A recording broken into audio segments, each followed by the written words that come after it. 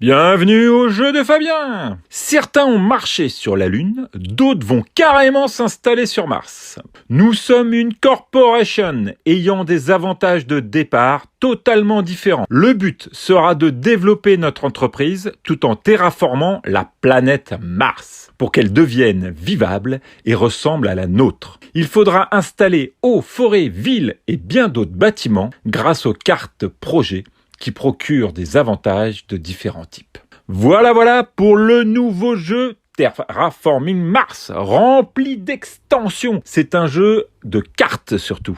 Et d'abord, si nous commençons par le début.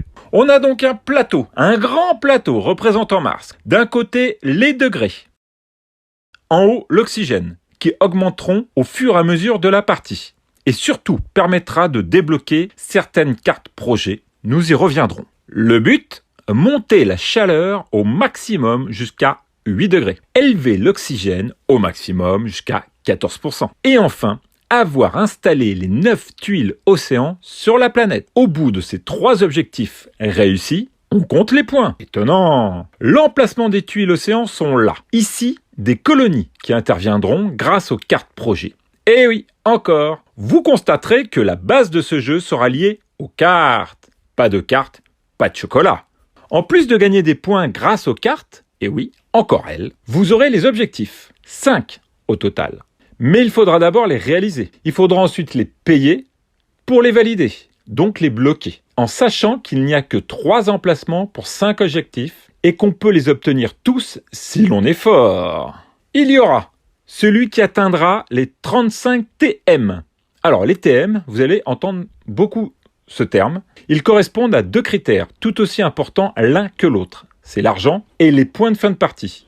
Nous commençons tous à 20, soit 20 millions que nous récupérerons à chaque tour, et donc aussi 20 points. L'objectif maire, c'est celui qui aura au moins 3 villes installées. L'objectif jardinier, c'est celui qui aura au moins 3 forêts installées. Le bâtisseur, c'est celui qui aura validé 8 cartes ayant ce badge. Enfin, le planificateur correspondra au premier qui possédera 16 cartes en main. Payant. Et je rappelle, tout cela en payant. Les récompenses. Les récompenses que l'on doit aussi payer pour prévoir. Je dis bien prévoir. Ceux qui feront des points supplémentaires en fin de partie. On a d'abord le propriétaire, celui qui aura placé le plus de tuiles sur le plateau. Le banquier, celui qui aura le plus d'argent. Le scientifique, celui qui aura le plus de badges sur ses cartes valides. Le thermalisme, celui qui aura le plus de cubes de chaleur. Le mineur, celui qui aura le plus de cubes d'acier et de titane réunis, pourront gagner 5 points.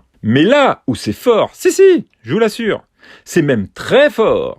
Car même si l'on paie pour bloquer une récompense, 8 millions pour la première, 14 millions la deuxième et 20 millions la troisième, c'est uniquement celui qui réussit qui récupère le tout. Exemple, le bleu paie 20 millions pour le mineur, mais c'est le rouge qui aura le plus de cubes à la fin. Donc, c'est lui qui emportera la récompense. Pas chelou le truc? Le premier gagne donc 5 points, le deuxième 2 points et les autres, rien du tout. Le matériel, les tuiles, les océans ne peuvent être placés que sur les zones qui leur sont réservées. Emplacement légèrement bleuté. Placées, elles augmentent votre NT de 1, soit 1 million de plus, donc 1 point. En plus, chaque joueur qui installeront une de leurs tuiles adjacentes à une tuile océan bénéficieront de 2 millions tout de suite. Les cités. Les cités ne peuvent pas être placées à côté d'une autre tuile citée. Elles rapportent 1 point pour chaque forêt qui la touche, peu importe son propriétaire à la fin de la partie. Les forêts.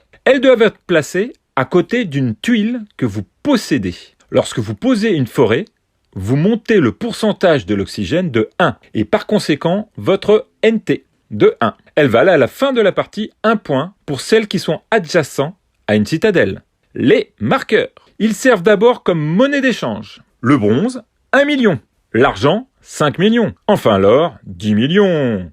Mais aussi, elles représentent les ressources. Si vous avez l'occasion, comme moi, d'avoir trouvé les tokens détaillés, c'est un peu plus immersif et moins contraignant pour éviter les mélanges. Les cubes blancs, eux, représentent l'oxygène, la température et les générations, qui représentent les tours. Enfin, nous avons le marqueur premier joueur. Le plateau individuel. Notre plateau individuel. Il se divise en 6 cases, divisées en 2, comprenant d'abord l'argent qui se situe au-dessus, que l'on pourra utiliser. Enfin, en dessous, c'est ce que l'on récupérera en fin de tour pour le tour suivant, en plus des NT. On calculera le nombre de points qui correspondra aux millions et que l'on rajoutera au-dessus. Ensuite, l'acier. Il n'est utilisé que pour payer nos fameuses cartes qui possèdent un badge acier. Un cube acier en bronze est égal à 2 millions. Le titane, il fonctionne comme l'acier, sauf qu'il vaut 3 millions par cube de bronze et n'est utilisable que pour les cartes utilisant un badge espace. Les plantes, dès que l'on récupère 8 cubes de bronze, elles pourront être converties en tuiles forêt pour une action. L'énergie, elle s'utilise pour de nombreuses cartes, mais les cubes restants en fin de tour passeront directement vers la chaleur.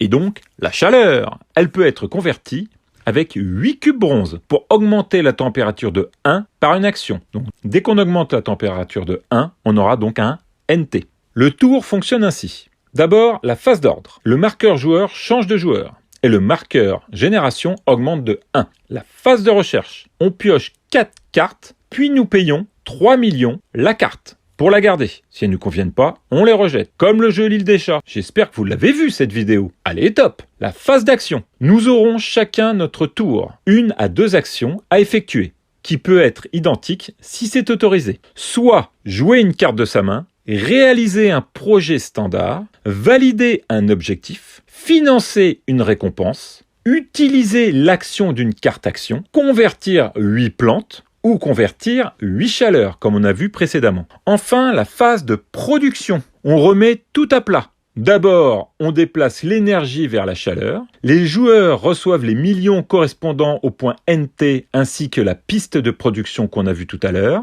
On reçoit ensuite toutes les ressources qu'ils produisent selon les niveaux indiqués. Enfin, les cubes placés sur les cartes actions pour indiquer leur utilisation sont retirés.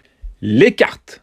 Et oui, on y arrive. D'abord, en haut à droite, le coût de la carte. Et oui, en plus de la payer 3 millions pour la garder, on doit repayer pour la valider.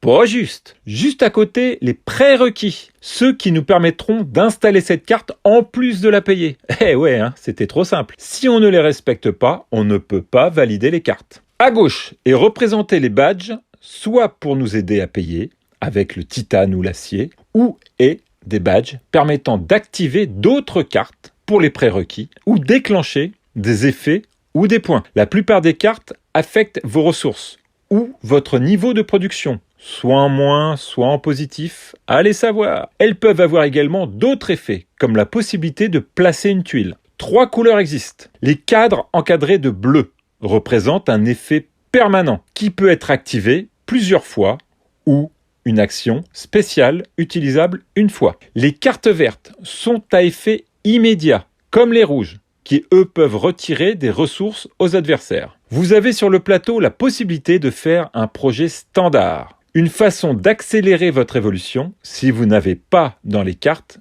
pioché ce que vous cherchez. Il propose la vente de brevets qui permettent de défausser une carte contre 1 million sans limite de cartes. La centrale pour 11 millions, vous augmentez votre production d'énergie de 1. L'astéroïde, pour 14 millions, vous augmentez la température qui vous permet donc d'augmenter votre NT. La cité, pour 25 millions, vous placez une cité et augmentez de 1 la production d'argent de 1 million. L'aquafer vous permet, pour 18 millions, de pouvoir installer un océan qui vous permettra d'avoir un NT. La forêt. Pour 23 millions, vous pouvez installer une forêt et bénéficier de 1 NT, en plus d'augmenter l'oxygène de 1. Voilà pour ce jeu de cartes. Et oui, j'insiste, 2 cartes. Sur ce, je vous souhaite de bons jeux et à bientôt!